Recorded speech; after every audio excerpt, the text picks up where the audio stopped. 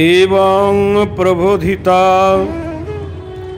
मित्रैश्चैतुगात सानुगपुरं हतोशेषा पुनस्तेऽपि यजुःशंसं पुरं नृपा रुक्नीतु राक्षसोद्दाहं कृष्णोद्दीडशहन् वुषुषु पृष्ठतोन्नगमत् कृष्णम् अक्षोहिन्ना वृतो बलि।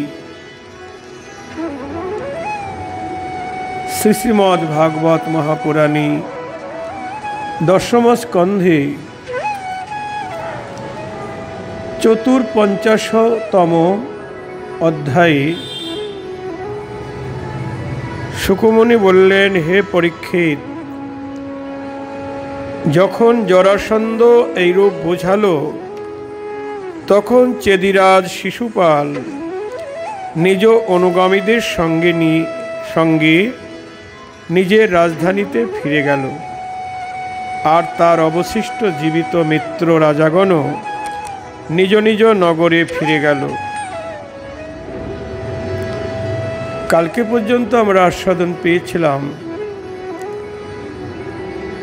যে কৃষ্ণ যখন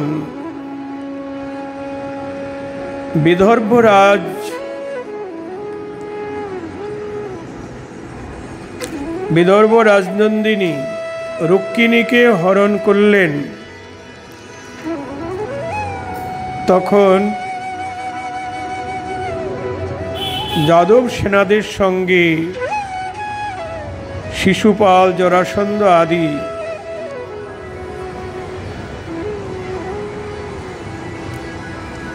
বিরোধী সমস্ত সেনাদের যুদ্ধ হলো, কিন্তু যুদ্ধে জরাসন্ধ, শিশুপাল সবাই পরাজিত হলেন।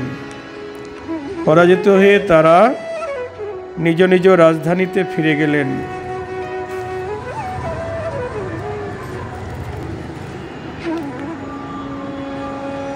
রুক্মিণীর জ্যেষ্ঠ ভ্রাতা রুক্মিণী ভগবান শ্রীকৃষ্ণের উপর চরম বিদ্বেষ ভাব পোষণ করত।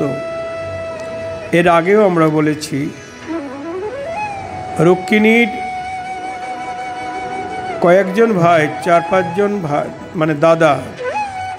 রুক্মিণী সবার ছোট। তা রুক্মিণীর বড় ভাই রুক্মিণী এ ছিল কৃষ্ণ বিদ্বেষী। রুক্মিণী কৃষ্ণকে ভালোবাসে,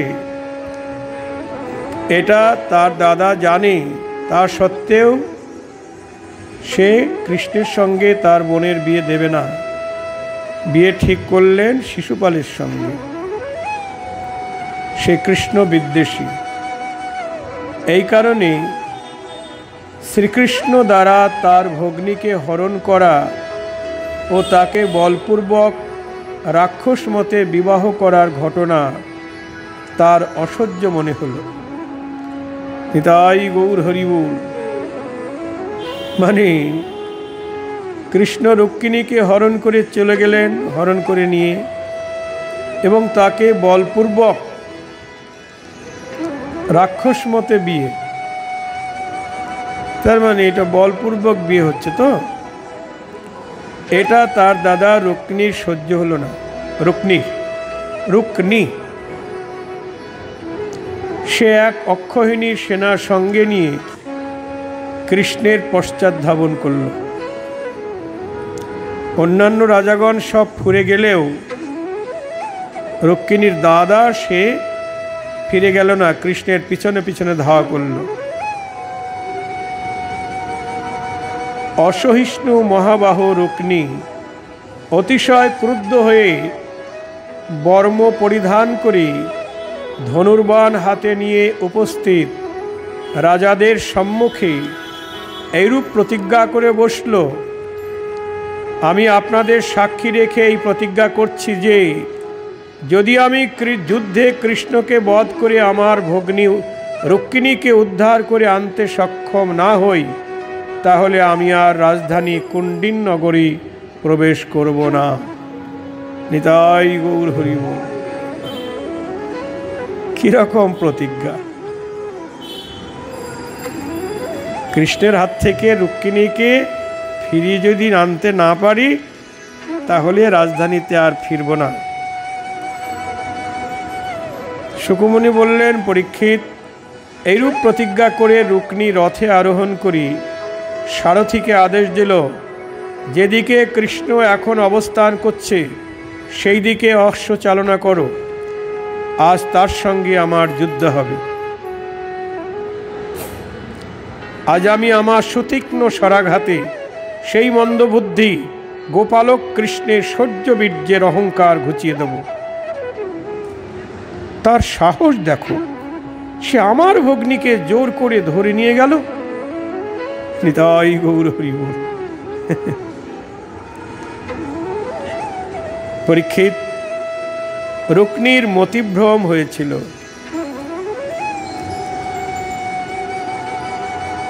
যারা কৃষ্ণের প্রতি বিদ্বেষ ভাব পোষণ করে তাদের তো মতিভ্রমই জানতে হবে।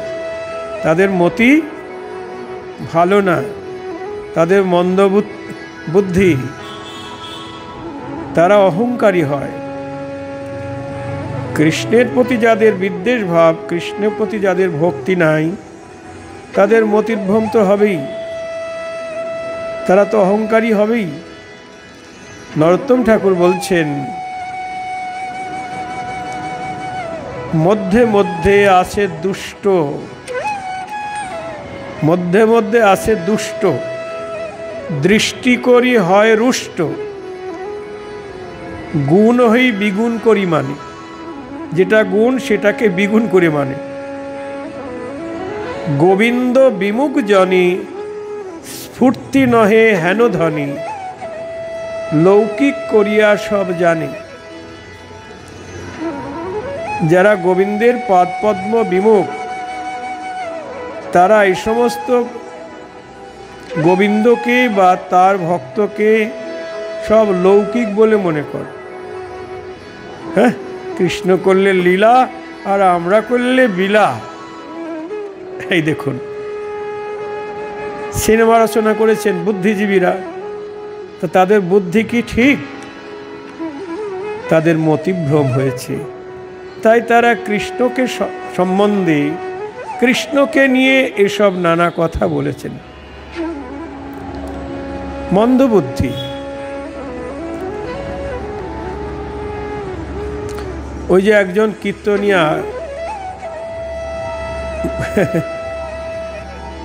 এখন তো যে সে ইচ্ছা করলে মোবাইলে অনেক কিছু ছাড়তে পারে।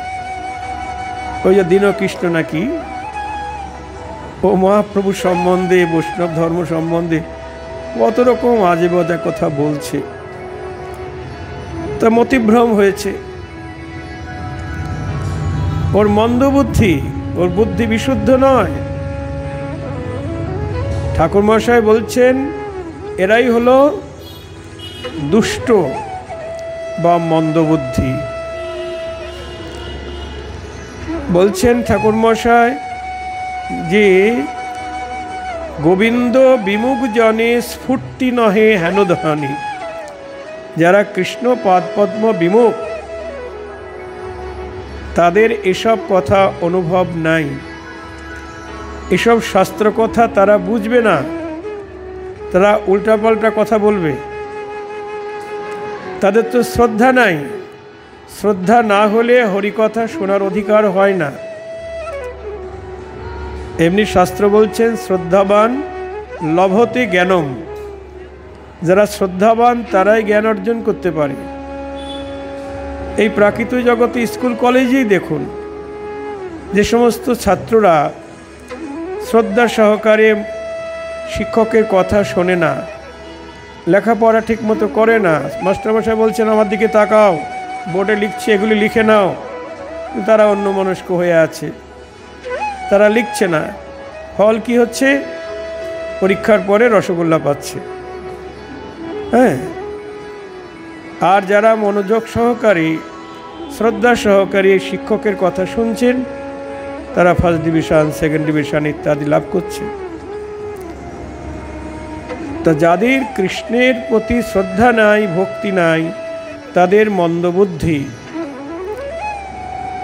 তাদের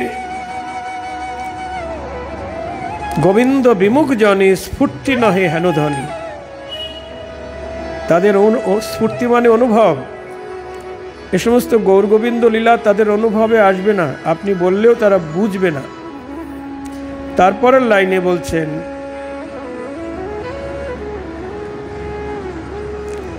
অজ্ঞান অভাগা যত নাহি লয় সতমত, অহংকারে না জানে আপনা। অজ্ঞান অভাগা যত, অভাগা মানে কি? অভাগা মানে ভাগ্যহীন বা দুর্ভাগা। অজ্ঞান অভাগা যত, যারা অজ্ঞান তারাই ভাগ্যহীন। অজ্ঞান বলতে কাকে বোঝায়? যাদের কৃষ্ণ স্মৃতি জ্ঞান নাই তারাই অজ্ঞান। এই জড়জগতের যত বিদ্যা আছে সমস্ত বিদ্যায় পারদর্শী, অথচ কৃষ্ণ স্মৃতি জ্ঞান নাই, কৃষ্ণের সম্বন্ধে কিচ্ছু জানে না, কৃষ্ণকে নামই শোনে নাই। একজন নোবেল বিজয়ী ব্যক্তি তিনি লিখছেন, রাম নাম এতকাল কোনোদিন শুনি নাই। নাতনিকে জিজ্ঞেস করলাম, এই ভগবানকে চিনিস? নাতনি বললেন, কেন, মা কালী। তার মানে উনি নাতনিও মা কালী পর্যন্ত চিনেছেন, আর তার দাদু ওই মা কালী পর্যন্তই জানে। তার উপরে কেউ আছে এটাদের ধারণা নেই, তারা জানতে চেষ্টা করে না, কিন্তু তিনি নোবেল বিজয়ী। হ্যাঁ, এরা হলেন অজ্ঞান বা অভাগা। আমি যত বড় মিনিস্টার হই, ব্যারিস্টার হই, রাষ্ট্রপতি হই, প্রধানমন্ত্রী হই না কেন, কিন্তু আমার যদি হরিভক্তি না থাকে, আমার যদি কৃষ্ণ স্মৃতি জ্ঞান না থাকে, তাহলে আমি অজ্ঞান, আমি অভাগা। নিতাই গৌর হরি বল। তারা নাহি লয় সতমত, যাদের হরিভক্তি নাই, প্রাকৃত জড় বিষয় নিয়ে পড়ে আছে, ডুবে আছে। হ্যাঁ, আপনি যতই তাদেরকে এই সৎকথা হরিকথা বুঝেন না কেন, তারা নেবে না আপনার কথা, বুঝবে না। আমরা বৈষ্ণব পদাবলিতে একটা পদ পাই, পদাবলী। একবার কৃষ্ণ শ্রীদামাদির সখাদের নিয়ে গোচারণে গেছেন। ধেনুর পিছে ছুটতে ছুটতে সখাদের খুব ক্ষুধা লেগে গেছে। রৌদ্রের প্রখর তাপ, তারপর প্রচণ্ড ক্ষুধা। সখাগণ বলছেন, শ্রীদাম, সুদাম, বসুদাম, মধুমঙ্গল বলছেন, ভাই কানাই, খুব ক্ষুধা লেগেছে, যদি একটু কিছু খাওয়াতে পারতিস। আচ্ছা আচ্ছা। তখন বলছে, কি খাবি, কি খাবি? বটু কহে, ভাই অন্ন খেতে চাই, যদি খাওয়াইতে পারো, তবে সুখ পাই, গোধন চড়াই, কিছু না চাইয়ে আরো। বটু মানে ওই সখাদের মধ্যে একজন ব্রাহ্মণ ছিলেন, তার নাম হলো বটু বা মধুমঙ্গল। তা ব্রাহ্মণের ছেলেরা তো খুব চালাক হয়, ব্রাহ্মণ, আর একটু লজ্জাশরম কমও থাকে। হ্যাঁ, একদম বলে ফেললো, ভাই কানাই অন্ন খেতে চাই, অন্ন অন্ন, হ্যাঁ, আর কিছু চাই না। কানাই বলছে, ঠিক আছে। শ্রীদাম, সুদাম, বল ভাই, ওই অমুক জায়গায় গিয়ে দেখ, কিছু দূরে ব্রাহ্মণগণ আঙ্গিরস নামে যজ্ঞ করছেন, আর সেই যজ্ঞে রাশিকৃত অন্ন ব্যঞ্জনের আয়োজন করেছে। সেইখানে গিয়ে তোরা বল যে আমাদের ভাই কানাই, দাদা বলরাম, তারা ক্ষুধায় কাতর, তাদের জন্য আপনারা কিছু অন্ন ভিক্ষা দিন। হৃদয় গৌর হরি বল। তারা কানাইয়ের নির্দেশ মতো গিয়ে ব্রাহ্মণদের প্রণাম করে বললেন, হে ব্রাহ্মণগণ, আমাদের ভাই কানাই, দাদা বলরাম সবাই খুব ক্ষুধার্ত, আমরাও, আমাদের কিছু অন্ন ভিক্ষা দিন। সেই যজ্ঞের মুনিগণ বা ব্রাহ্মণগণ এই কথা শুনে বলছেন, হ্যাঁ, কোথাকার কৃষ্ণ বলরাম রে? এই রাখাল বালকগণ সরল সোজা বলছেন, কেন? তার বাবার নাম নন্দ মহারাজ। ও গোয়ালার ছেলে, হ্যাঁ? দেবতারে অন্ন নাহি করি নিবেদন, আর যজ্ঞের অগ্রভাগ চাহে গোপীর নন্দন। এখনো দেবতাকে অন্ন নিবেদন করলাম না, তার অগ্রভাগ ওই গোয়ালার ছেলে কামনা করছে। দূর হয় এখান থেকে, বলা। অন্ন তো দিলই না, গালাগালি করে তাড়িয়ে দিল। রাখাল বালকগণ কাঁদতে কাঁদতে এসে বললে, কানাই, এমন জায়গায় কেন পাঠালি? আমাদের অন্নর দরকার নেই, যেখানে গেলে তো নিন্দা শুনতে হয়, সেখানে আমাদের কেন পাঠালি? তখন কৃষ্ণ সান্ত্বনা দিয়ে বললেন, চিন্তা করিস না, তোরা আর একটা জায়গায় যা। এইখানে বৈষ্ণব কবি লোচনদাস ঠাকুর তিনি ওই ব্রাহ্মণদের দুর্ভাগ্যের কথা বললেন, ব্রাহ্মণদের দুর্ভাগ্যের কথা। কি দুর্ভাগ্য বলবন্ত, গনিয়া না পাইনুই অন্ত, জ্ঞান কর্মে অন্ধ মুনিগণ, জ্ঞান কর্মে অন্ধ মুনিগণ, যার নামে নিবেদন অন্ন মাগে সেই জন। যার নামে নিবেদন অন্ন মাগে সেই জন, তারে অন্ন না কইল অর্পণ। বলি তারে অন্ন দিল না গো, যার নামে অন্ন নিবেদন তারে অন্ন দিল না গো। তাদের দুর্ভাগ্যের আর সীমা নাই গো। আজ গোবিন্দ সেবায় বঞ্চিত হলো, তাদের দুর্ভাগ্যের আর সীমা নাই গো। গোবিন্দ সেবায় বঞ্চিত হলো, জ্ঞান কর্মে অন্ধ হয়ে। গোবিন্দ সেবায় বঞ্চিত হলো, জ্ঞান কর্মে অন্ধ হয়ে। সেই যজ্ঞের মুনিগণ তারা জ্ঞানকণ্ডে কর্মকাণ্ডে অন্ধ হয়ে সর্বযজ্ঞের হোতা, সর্বযজ্ঞেশ্বর আমার গোবিন্দ, সে অন্ন চেয়ে পাঠালো, কিন্তু তাকে অন্ন দিল না। তাই বলছেন, কি দুর্ভাগ্য বলবন্ত। তাদের কেমন দুর্ভাগ্য, বলবান দুর্ভাগ্য। গণীয় না পাইনি অন্ত। তাদের দুর্ভাগ্যের সীমা খুঁজে পাচ্ছি না। বৈষ্ণব কবি বলছে, তাদের দুর্ভাগ্যের সীমা খুঁজে পাচ্ছি না।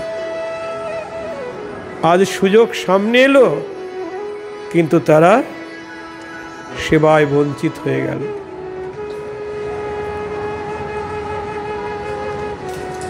তারপরে কবি বলছেন, অন্ন ভিক্ষা নাই মনে, শিক্ষা দিতে জগজনে।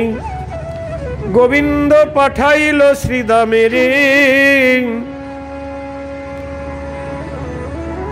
গোবিন্দ পাঠাইল শ্রীদামেরে। কৃষ্ণ কি জানে না সে তো সর্বভূত অন্তর্যামী?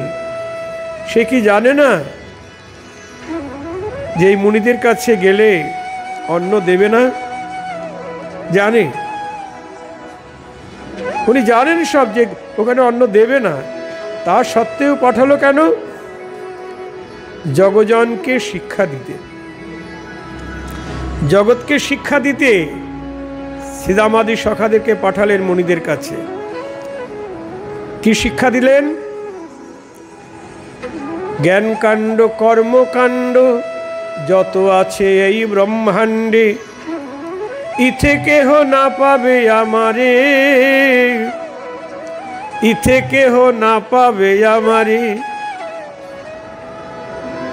জ্ঞানকাণ্ড কর্মকাণ্ড সকলই বিষের ভাণ্ড। গোবিন্দ জানালেন কর্মকাণ্ডে কেউ আমায় পাবে না, জ্ঞানকাণ্ডেও পাবে না। জ্ঞানমার্গে বা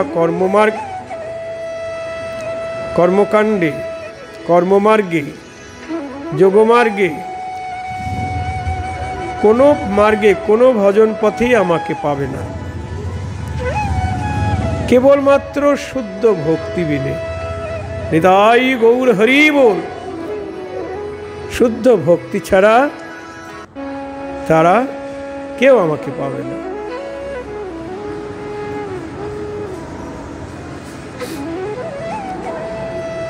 তারাই অজ্ঞান, তারাই অভাগা, যাদের গৌর গোবিন্দ চরণে ভক্তি নাই। হ্যাঁ গো, তাই ঠাকুরমশাই বলছেন অজ্ঞান অভাগা যত, নাহি লয় সৎমত। তারা সৎমত গ্রহণ করে না, সৎপদেশ তারা গ্রহণ করে না। আপনি যতই তাদের কৃষ্ণ ভজন করতে বলুন, তারা করবে না। না, আমাদের রাস্তায় ভালো আছে। হ্যাঁ, আপনারা বিশুদ্ধ মার্গে আসুন, পাঠক মশাই বলছেন। হ্যাঁ, গোবিন্দের প্রসাদ খান, এ কান্দে শুনছি, ও কান্দে বেরিয়ে যাচ্ছে।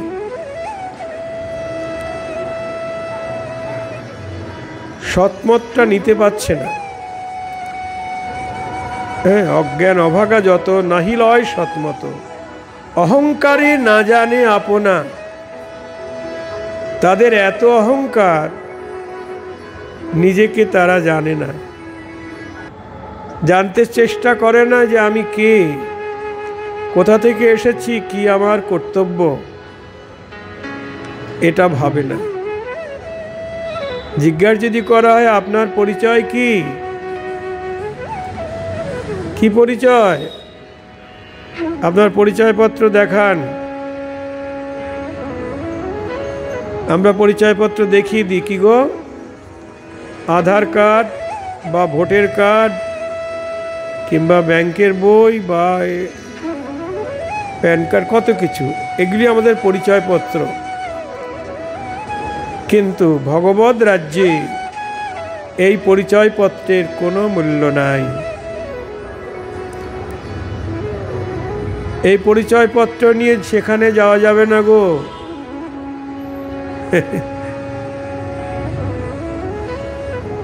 এই পরিচয়পত্র মূল্যহীন। যখন আপনি এই সংসার থেকে চলে যাবেন, সকল পরিচয়পত্রগুলি এখানেই থেকে যাবে, আপনার সঙ্গে দেবে না। আর ওইগুলি নিয়ে যাবেন, বলুন তাকে আসতে হবে, ব্যাংকে নিয়ে যাবেন, এই টাকাটা দেন। বলছে যার টাকা সে কই, সে না হলে টাকা আর পাবেন না, বাস গেল। তাহলে ওখানকার পরিচয়পত্র আমাদের সদ্গুরুর চরণ আশ্রয় করে নিতে হবে। পরিচয়পত্র গুরুদেব দিয়ে দেবেন। মহাপ্রভুকে সনাতন গোস্বামী জিজ্ঞাসা করেছিলেন, কে আমি? সনাতন গোস্বামী এত বড় পণ্ডিত, তিনি জানেন না তার পরিচয়? কিন্তু তিনি এত বড় পণ্ডিত হয়েও মহাপ্রভুর কাছে জিজ্ঞাসা করছেন, কে আমি, কেনে আমায় যারে তাপত্রয়, ইহা না জানিলে জীবের কইছে হিত হয়। প্রভু বলছেন, তুমি কে, তোমার তত্ত্ব তুমি জানো না? সব জানো, তবু দাঢ়্য লাগি পুছে সাধুর স্বভাব। তাহলে ঠিক আছে, শোনো।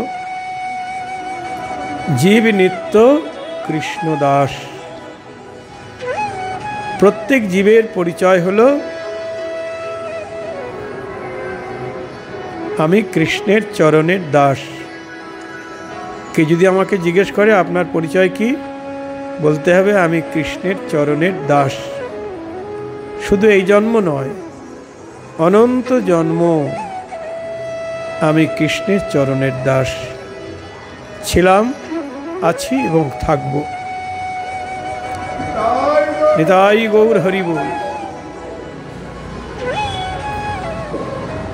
তাহলে আমার পরিচয় কি? আমি কৃষ্ণ দাস।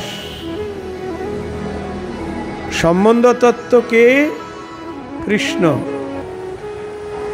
আমি কিন্তু আর কারো দাস নই, আর কারো বাবা, কারো মা, কারো ছেলে, কারো স্বামী, কারো স্ত্রী, এসব পরিচয়পত্র নাই। ওখানে একমাত্র পরিচয়পত্র দিলেন মহাপ্রভু, জীবের স্বরূপ নিত্য কৃষ্ণ দাস। অনাদিকাল থেকেই আমরা কৃষ্ণচরণের দাস। কৃষ্ণ আমার প্রভু, আমি তার চরণের দাস। এটাই হলো আসল পরিচয়পত্র। তাহা ভুলি গেল, তে কারণে মায়া পিশাচি গলেতে বান্ধিল। আমি কৃষ্ণের দাস, এটা ভুলে যাওয়ার কারণেই মায়ারূপ পিশাচি, মায়াকে পিশাচি বলছে গো। পিশাচি মানে, পিশাচ কাকে বলে? ভূত প্রেত পিশাচ বলে না, তার মানে রাক্ষস, পিশাচ। পিশাচে ধরলে কি হয়? কথা বলে না। পিশাচে ধরলে ওঝা নিয়ে আসতে হয়। ওঝা এসে ঝাঁটা দিয়ে ঝাড়ে, এ করে সে করে, তারপর পিশাচ পালিয়ে যায়, সে সুস্থ হয়। তেমনি এ জগতের কৃষ্ণ বহির্মুখ জীব, কৃষ্ণ পাদপদ্ম বিমুখ জীব, যারা কৃষ্ণকে ভুলে আছে, মায়ারূপ পিশাচি তাদের গলে আষ্টে পৃষ্ঠে জড়িয়ে ধরেছে। তবে এই পিশাচ ছাড়াতে হলে ওঝা চাই। কৃষ্ণ ভুলি জীব অনাদি বহির্মুখ, তে কারণে মায়া তারে দেয় সংসার দুঃখ। এই জন্যে মায়া আমাদের তিতাব জ্বালা দিচ্ছে। এবার এই মায়া পিশাচির হাত থেকে নিস্তার পাবার উপায় বলছেন, ভালো ওঝা লাগবে। কে গো? বৈষ্ণব গুরু, ভালো ওঝা, ভালো বৈদ্য। তাতে কৃষ্ণ ভজে, করে গুরুর সেবন, মায়াজাল ছুটে পায় কৃষ্ণের চরণ। নিতাই গৌর হরি বল। সদ্গুরুর বা বৈষ্ণব গুরুর চরণ আশ্রয় করলে তবে কি হবে? সেই মন্ত্র, বৈষ্ণব গুরুর মন্ত্র উপদেশে মায়া পিশাচি পালিয়ে যাবে।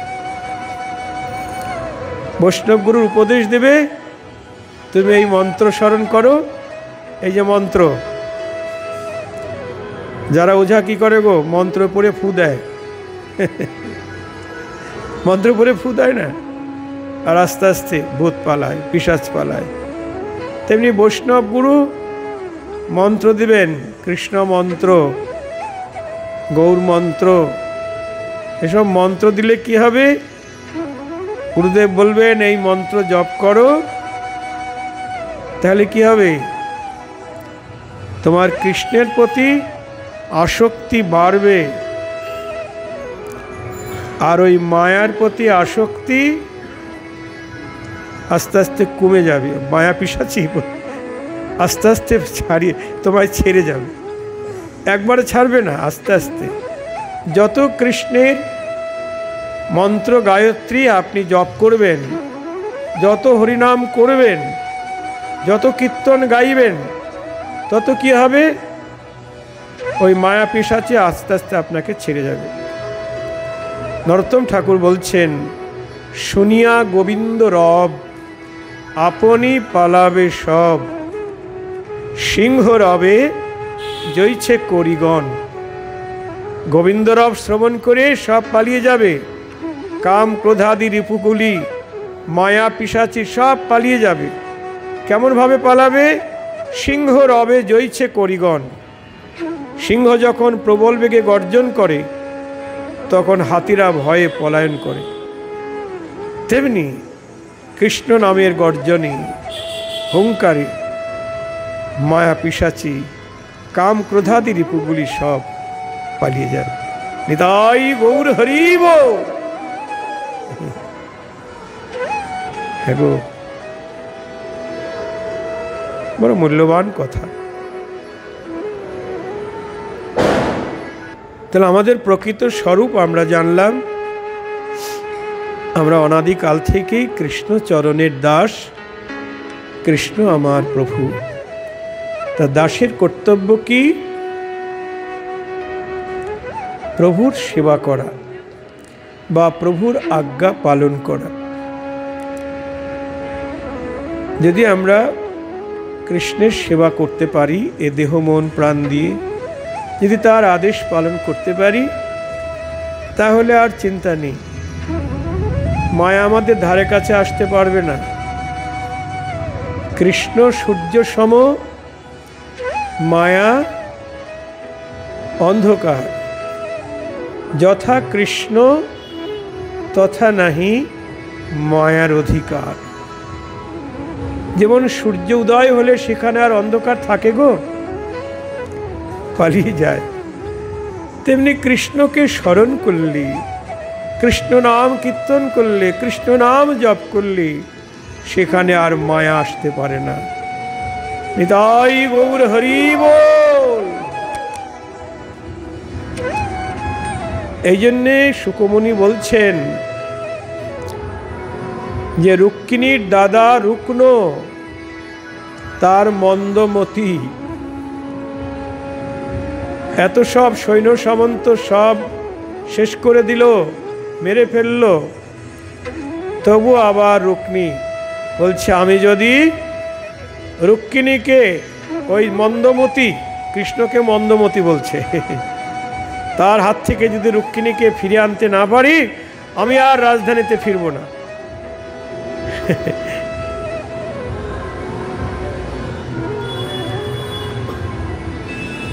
এইভাবে কৃষ্ণের পিছে পিছে ধাবিত হলো। সে কৃষ্ণের তেজ প্রভাবের কিছুই জানত না। এরকম কুবাক্য বর্ষণ করতে করতে একটিমাত্র রথে আরোহণ করে সে কৃষ্ণের সমীপে উপস্থিত হয়ে তাকে যুদ্ধে আহ্বান করে বলল, ওরে কোথায় পালাচ্ছিস? থাম। একা গেছে একটা রথে আরোহণ করে, এক অক্ষয় সেনা নিয়ে। কৃষ্ণের কাছে গিয়ে বলছে, ওরে কোথায় পালাচ্ছিস? থাম। সে ধনুকে বলপূর্বক জ্যারোপণ করে ভগবান কৃষ্ণের দিকে 3টা স্বর নিক্ষেপ করে বলল, ওরে যদুকুল কলঙ্ক, এইখানে খানিকক্ষণ দাঁড়া। যেমন যজ্ঞ হবি কাকে নিয়ে যায়, তেমন ভাবে তুই আমার ভগ্নীকে নিয়ে কোথায় পালাবি? কি সব বলছে? যজ্ঞের হবি মানে ঘি, যজ্ঞের ঘি কাকে নিয়ে পালায়, তেমনি তুই আমার বোনকে নিয়ে পালাচ্ছিস, কোথায় পালাবি? ওরে সৎ, তুই মায়াবী, ও কূট যোদ্ধা, আজ আমি তোর গর্ভের অহংকার ঘুচিয়ে দেব। এরকমভাবে রুক্মিণী অহংকার করে কৃষ্ণের প্রতি গালাগালি করছেন। দেখো, আরো বলছেন, দেখ, তোর মঙ্গল যদি চাস আর আমার স্বরে ধরাশায়ী নাই হতে চাস, তাহলে তার আগে রুক্মিণীকে ত্যাগ করে তুই পালিয়ে প্রাণ বাঁচা।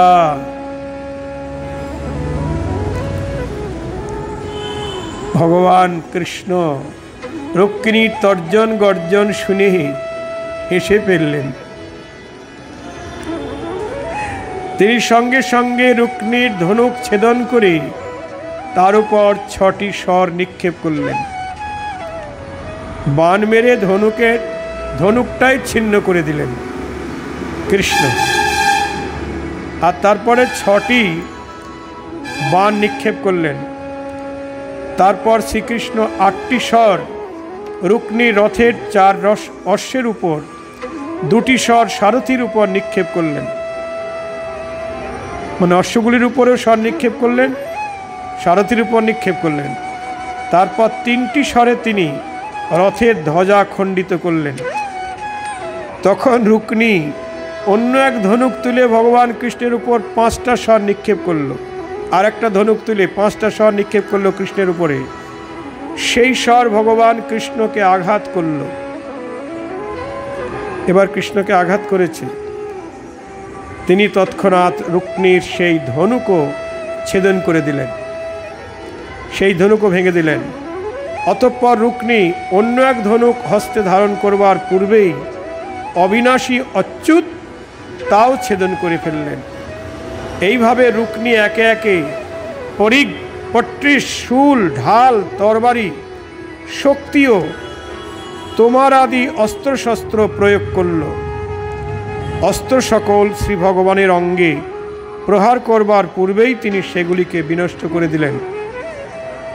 যত রকম অস্ত্র ছিল সব নিক্ষেপ করল রুক্মিণী, কিন্তু কৃষ্ণ সব বিনষ্ট করলেন। এইবার রুক্মিণী ক্রোধে উন্মত্ত হয়ে হাতে তরবারি ধারণ করে ভগবান শ্রীকৃষ্ণকে বধ করবার উদ্দেশ্যে রথ থেকে ভূমিতে লাফিয়ে নেমে পড়ল। এবার তরবারি হাতে নিয়েছে। অতঃপর পতঙ্গ যেমনভাবে অগ্নির দিকে ধাবিত হয়, সেইভাবে সে তার দিকে ধাবিত হলো। পতঙ্গ মানে কি?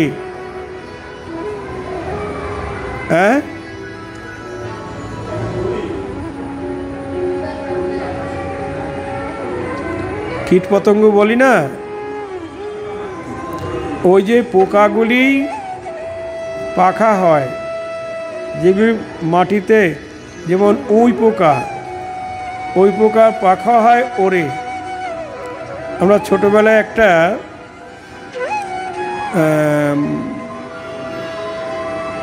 পয়ার পড়েছিলাম। হ্যাঁ, হচ্ছে পাখিরা আকাশে ওরে, দেখিয়া হিংসায় পিপিলিকা বিধাতার কাছে পাখা চায়। হে বিধাতা, আমাদের পাখা দাও। পাখিরা আকাশে উঠছে, আমরাও আকাশে উড়ব। বিধাতা দিলেন পাখা, দেখো তার ফল, আগুনে পুড়িয়া মরে পিপিলিকার দল। নিতাই গৌর হরি বল।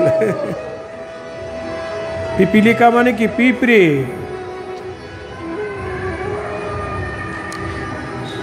পিঁপড়েরও পাখা হয়, ওই পোকার পাখা হয়। তা পিপিলিকা যেমন আগুনের শিখা থেকে সেখানে ছুটে যায়, আর ওই আগুনেই তার মৃত্যু হয়। তেমনি এই রুক্মিণী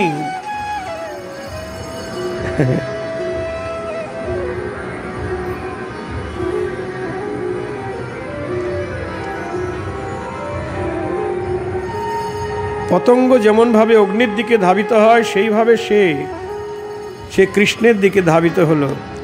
যখন ভগবান দেখলেন যে রুক্মিণী তাকে আঘাত করতে উদ্যত হয়েছে তরবারি নিয়ে, তিনি তৎক্ষণাৎ স্বর নিক্ষেপ করে তার ঢাল তরবারি খণ্ড খণ্ড করে দিলেন।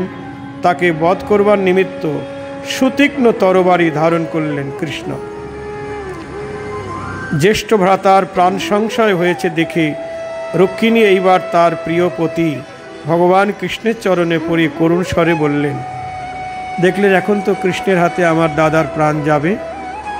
রুক্মিণী তখন কৃষ্ণের চরণে বললেন করুণ স্বরে, হে দেবতাদেরও আরাধ্য দেবতা, হে জগৎপতি, আপনি যোগেশ্বর, আপনার স্বরূপ ও ইচ্ছার কথা কেউই জানতে সক্ষম নয়। আপনি পরম বলবান কিন্তু কল্যাণকারীও। হে প্রভু, আমার জ্যেষ্ঠ ভ্রাতাকে বধ করা আপনার উপযুক্ত কার্য নয়।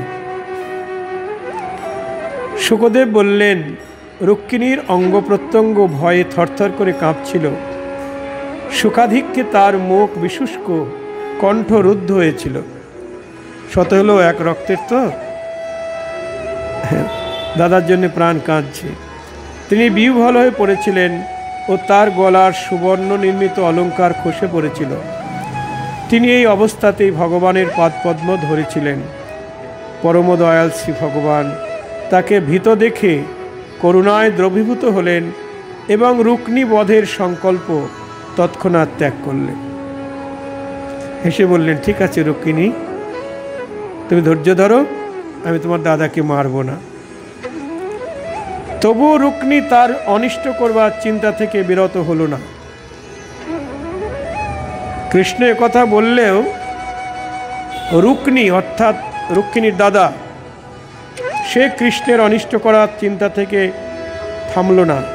এইবার ভগবান শ্রীকৃষ্ণ তারই বস্ত্র দ্বারা রুক্মিণীকে বন্ধন করলেন। ও যখন থামছে না তখন বেঁধে ফেললেন। ওই রুক্মিণীর বস্ত্র দ্বারাই রুক্মিণীকে বাঁধল। তার শ্বশ্রু ও কেশ স্থানে স্থানে কেটে তাকে হাস্যকর করে দিলেন। তার শ্বশ্রু এবং কেশ, শ্বশ্রু মানে দাড়িগোঁফ, হ্যাঁ, ওগুলি মাঝে মাঝে একটু একটু করে কেটে দিলেন এবং মাথার চুলগুলিও মাঝে মাঝে একটু করে কেটে দিলেন।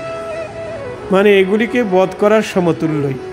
হ্যাঁ গো, একবারে গলা কেটে ফেললে, নিধন করে দিলে সেটা যাকে যেমন মৃত্যু বলে, তেমনি এটাও মৃত্যুর থেকে কম নয়। মানে বেঁচে থেকেও মৃতবধ। নিতাই গৌর হরিবোল। অনেক সময় অপরাধীকে কি করে গো, হ্যাঁ, অপরাধীকে অনেক সময় জুতার মালা পরিয়ে দেয়। জুতার মালা পরিয়ে রাস্তায় রাস্তায় গ্রামে গ্রামে ঘুরায় অপরাধীকে। এটা তো মৃত্যুর থেকে অধিজ্ঞ। তখন সে ভাবে এর থেকে মৃত্যু হওয়া আমার ভালো ছিল। যাই হোক, কৃষ্ণ কী করলেন, তার চুল এবং দাড়িগোঁফ স্থানে স্থানে কেটে হাস্যকর করে দিলেন। ইত্যবসরে যদুবংশের বীরগণ শত্রু সেনাকে তছনছ করে দিল। মনে হলো যেন মাতঙ্গ কমলবন মর্দন করছে। এবং কৃষ্ণের পক্ষে যারা যোদ্ধা, রুক্মিণীর সঙ্গে যারা যোদ্ধা এসেছিল সবাইকে একদম নিধন করে দিল কৃষ্ণের পক্ষের সেনারা। শত্রু সেনা ধ্বংস করি তারা যখন কৃষ্ণের কাছে এলো, তারা দেখতে পেল যে রুক্মিণী বস্ত্রে বাঁধা অর্ধমৃত অবস্থায় পড়ে আছে। রুক্মিণীকে এই অবস্থায় দেখে সর্বশক্তিমান ভগবান বলরামের দয়া হলো। বলরাম পিছিয়ে আসছিল। তিনি রুক্মিণীর বন্ধন খুলে তাকে মুক্ত করে দিলেন। অতঃপর তিনি কৃষ্ণকে বললেন, হে কৃষ্ণ, তোমার এরূপ করা ঠিক হয়নি। এরূপ নিন্দনীয় কার্য আমাদের মানায় না। আত্মীয়ের শ্বশ্রু কেশ মুন্ডন করে দেওয়া, তাকে হাস্যকর করে দেওয়া তো বধ করারই সমান। এই দেখুন, এখন তো আমাদের আত্মীয় না, কি গো, আত্মীয় তো। মানে কৃষ্ণের কে হলো? রুক্মিণী সম্বন্ধী, আমাদের বাংলার ভাষায় সম্বন্ধী বল। আত্মীয়কে তুমি এরকম করেছো, এটা ঠিক হয়নি। অতঃপর বলরাম রুক্মিণীকে সম্বোধন করে বললেন, হে সাধ্বী। রুক্মিণীকে বলরাম বলছেন, হে সাধ্বী, তোমার ভ্রাতাকে শ্বশ্রু কেশ মুণ্ডন করে অপমান করা হয়েছে বলে আমাদের উপর তুমি রাগ করো না। কারণ জীবকে সুখ দুঃখ প্রদানকারী অন্য কেউ নেই, তাকে তো নিজের কর্মফল ভোগ করতেই হয়। ও তার নিজের কর্মফল ভোগ করছে। এইবার তিনি কৃষ্ণকে বললেন, হে কৃষ্ণ, যদি নিকটস্থ আত্মীয় মৃত্যুদণ্ড পাওয়ার যোগ্য অপরাধ করে তবু তাকে বধ করা উচিত নয়, তাকে মুক্তিদান করাই ভালো। সে তো তার অপরাধ হেতু নিহত হয়েই আছে, মৃতকে আবার বধ করা যায়? হ্যাঁ,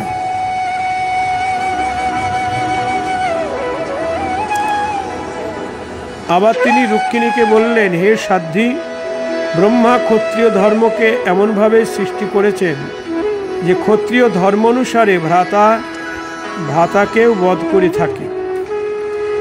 ক্ষত্রিয় ধর্মে এমন হয়, ভ্রাতাকে বধ করেছে না কুরু পাণ্ডবেরা। এই ক্ষাত্র ধর্ম অত্যন্ত কঠোর ধর্ম। রুক্মিণীকে সান্ত্বনা দিয়ে বলছেন, এটা ক্ষত্রিয়ের ধর্ম। তিনি আবার কৃষ্ণকে বললেন, হে ভ্রাতা কৃষ্ণ, ঐশ্বর্য মদমত্ত অহংকারী ব্যক্তি রাজ্য, ভূমি, বৃত্ত, স্ত্রী, মান, দম্ভ অথবা অন্য কোনো কারণে দুর্ব্যবহারও করে থাকে, আমরা তা জানি। এইবার তিনি রুক্মিণীকে বললেন, হে সাধ্বী, তোমার ভ্রাতা সকলের প্রতি বিদ্বেষ পোষণ করে, তার মঙ্গলের জন্যই তাকে এই শাস্তি দেওয়া হয়েছে। হ্যাঁ, তোমার ভ্রাতা সকলের প্রতি বিদ্বেষ ভাব পোষণ করে, এই জন্য তাকে এই শাস্তি দেওয়া হয়েছে। তুমি অজ্ঞানী সম তাকে অমঙ্গল সূচক ভাবছ, এই ক্ষেত্রে বুদ্ধি বৈপরীত্য থাকা ঠিক নয়। হে কল্যাণী, যারা শ্রী ভগবানের মায়াতে মোহিত হয়ে দেহকেই আত্মা মনে করে, তাদের মিত্র, শত্রু, উদাসীন আদি ভেদাভেদ রূপ আত্মমোহ থাকে। সমস্ত প্রাণীর আত্মা এক, কার্য কারণ মায়ার সঙ্গে তার কোনো সম্বন্ধ নেই। জল এবং ঘট আদি উপাধি ভেদে সূর্য, চন্দ্র আদি প্রকাশযুক্ত পদার্থ আকাশ ভিন্ন বলে মনে হয়, যদিও তারা একই।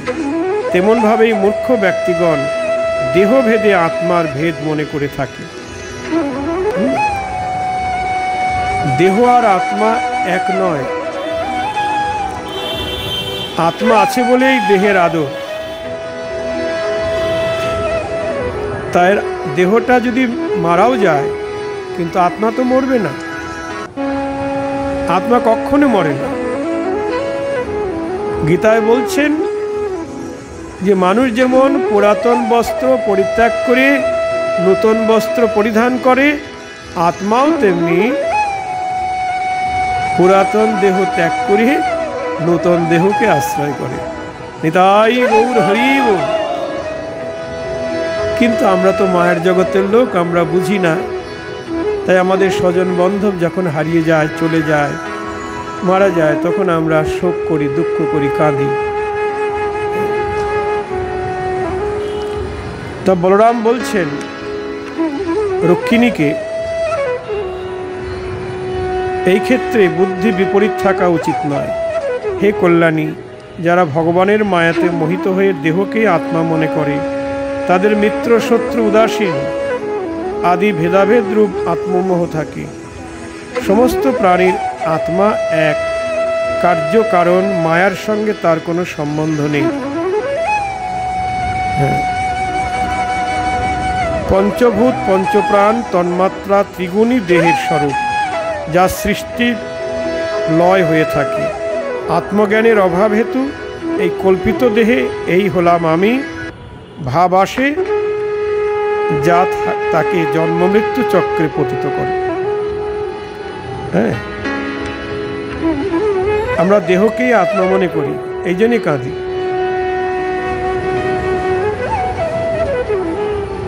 একটা লোক মারা গেছে, অমুক বাবাজি দেহ রেখেছে, লোক সব দেখতে আসছে। জিজ্ঞেস করা হচ্ছে, কোথায় যাচ্ছেন? বলছে, অমুক বাবাজি দেহ রেখেছেন, তাকে দেখতে যাচ্ছি। অমুক বাবাজি চলে গেল, তাকে দেখতে যাচ্ছি। অমুক বাবা যে চলে গেল তাকে দেখতে যাচ্ছেন, সে তো চলে গেছে, কাকে দেখতে যাচ্ছেন?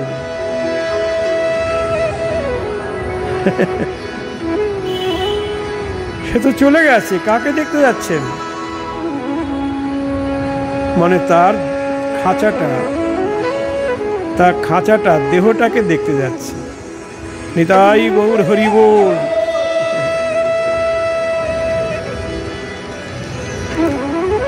তাহলে দেহটা আমি নই, দেহটা খাঁচা। আত্মাটা আছে বলেই বলা হচ্ছে এটা আমি। বলছে আমি যাব না, আমি খাবো না, আমি এটা পরবো না, আমার হাঁটুর ব্যথা হয়েছে। হ্যাঁ, আচ্ছা আমিটা কি? এটা আমার হাঁটু, এটা আমার পা, এটা আমার হাত, এটা আমার চোখ, এটা আমার কান। আমি কোনটা? আমি কোনটা গো?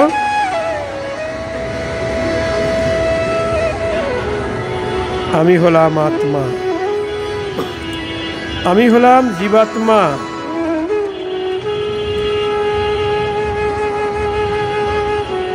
এই জ্ঞান আমাদের নাই। হ্যাঁ, তাই তো দুঃখ পাই।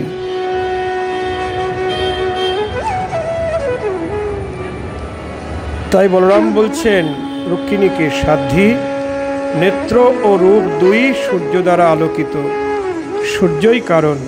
তাই সূর্যের সঙ্গে নেত্র অর্থাৎ নয়ন এবং রূপের বিয়োগও হয় না, সংযোগও হয় না। এইভাবে সমগ্র জগৎতত্ত্ব আত্মতত্ত্ব হেতু প্রকাশিত। সমস্ত জগতের প্রকাশক আত্মাই। অতএব আত্মার সঙ্গে অন্য সঙ্গহীন বস্তুর সংযোগ অথবা বিয়োগ কেমন করে সম্ভব? সংযোগও হয় না, বিয়োগও হয় না।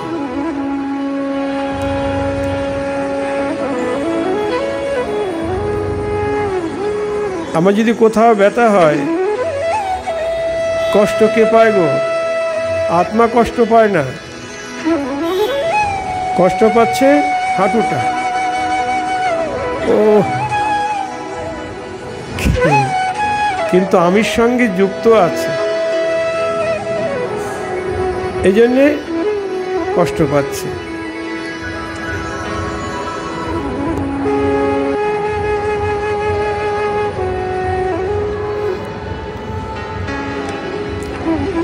জন্মস্থিতি বৃদ্ধি পরিবর্তন হ্রাস মৃত্যু এ সকল বিকার তো দেহেরই হয়ে থাকে, আত্মার হয় না।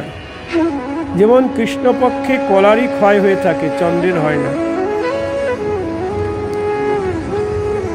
এই দেহটা যখন ক্ষয় হয়, দেহ ক্ষয় হয়ে যাচ্ছে, কিন্তু আত্মার কখনো ক্ষয়ও নাই। গীতায় বলছেন তো, আত্মা ক্ষয় হয় না, তাকে পুরানো যায় না, তাকে কাটা যায় না, কিচ্ছু করা যায় না।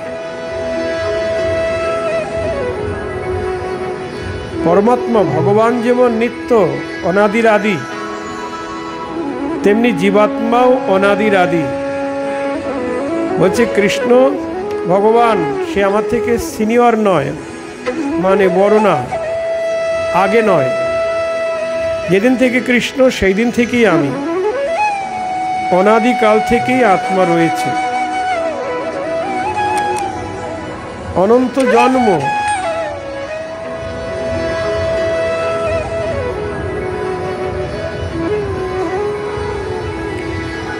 তাই বলছেন জন্ম মৃত্যু আদি বিকার দেহেরই হয়ে থাকে, কিন্তু অজ্ঞানতা হেতু তাকে আত্মার বলে মনে করা হয়ে থাকে।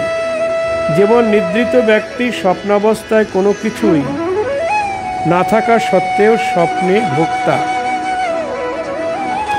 ভোগ্য ও ভোগরূপ ফলের অনুভূতি লাভ করে থাকে, তেমনভাবে অজ্ঞান ব্যক্তিগণ অনর্থক এই সংসার চক্র অনুভব করে থাকে।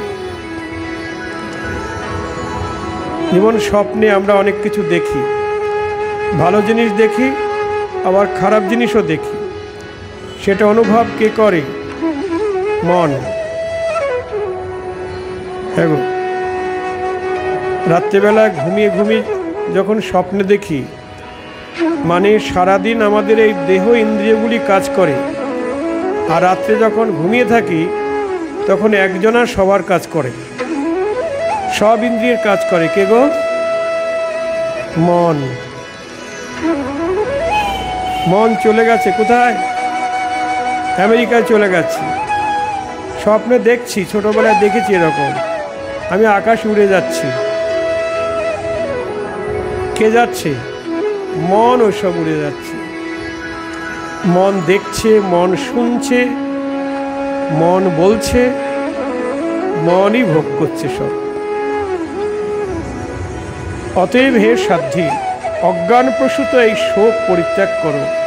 এই শোক অন্তঃকরণের শোষক ও মোহ উৎপাদন করে। অতএব তার থেকে মুক্ত হয়ে তুমি স্বস্বরূপে বিরাজমান হও। শুকদেব বললেন, হে পরীক্ষিত, যখন বলরাম এরকম বললেন তখন পরমা সুন্দরী রুক্মিণী নিজ মনের মালিন্য দূর করে বিবেক বুদ্ধি সহযোগে তার সমাধান করলেন। রুক্মিণীর সৈন্যবাহিনী ও পরাক্রম বিলীন হয়ে গিয়েছিল, অবশিষ্ট ছিল কেবল তার প্রাণটুকু। তার সমস্ত আশা আকাঙ্ক্ষায় ব্যর্থতায় পর্যবসিত হয়েছিল। শত্রুপক্ষের দ্বারা তাকে কুরূপ করার সেই কষ্টকর স্মৃতি তাকে তাড়া করে বেড়াচ্ছিল। ওই যে চুলদারি একটু একটু করে কেটে দিয়েছে, হ্যাঁ, এতে খুব যন্ত্রণা ভোগ করছিল। অতএব সে বসবাস করার জন্য ভোজকট নামক এক বিশাল নগর স্থাপন করল। তার তো পূর্বেই প্রতিজ্ঞা করা ছিল যে দুর্মতি কৃষ্ণকে বধ না করে আর তার ভগ্নীকে রুক্মিণীকে উদ্ধার না করে সে কুণ্ডির নগরে প্রবেশ করবে না। তাই সে সক্রোধ হয়ে সেইখানেই বসবাস করতে লাগলো।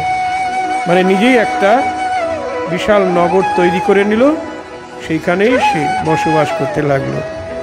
আর তার নিজের রাজধানী তার ফিরে গেল না, কারণ প্রতিজ্ঞা নষ্ট হয়ে গেল না। আর ওই কুরূপ নিয়ে কী করে যাবে?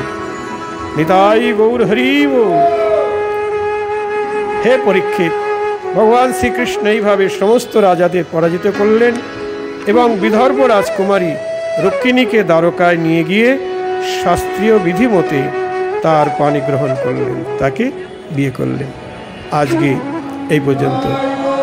দাই গৌর প্রেমানন্দে হরি হরি। যদি ভিডিওটি আপনাদের ভালো লাগে তাহলে লাইক করে দেবেন এবং চ্যানেলে নতুন হলে চ্যানেলটিকে সাবস্ক্রাইব করে দিন।